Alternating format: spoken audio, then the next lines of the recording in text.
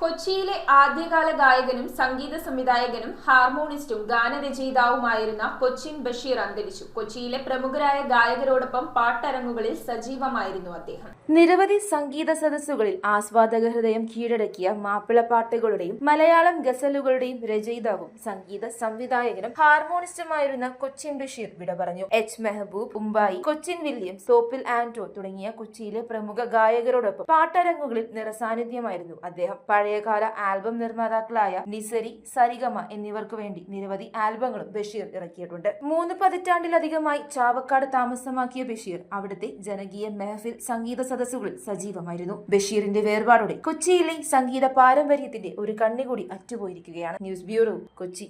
റിങ്ങുകൾ 1 ഗ്രാമിൽ തുടങ്ങുന്ന മാലകൾ, നെക്ലസുകൾ 9,000 രൂപ മുതൽ ഡയമണ്ട് നെക്ലസുകൾ 1 ലക്ഷം മുതൽ ആരംഭിക്കുന്ന വെഡിംഗ് സെറ്റുകൾ, കൂടാതെ നിങ്ങളുടെ പഴയ സ്വർണത്തിന് ഏറ്റവും ഉയർന്ന മൂല്യവും മഹാരാജ ഗോൾഡ് ആൻഡ് ഡയമണ്ട്സ്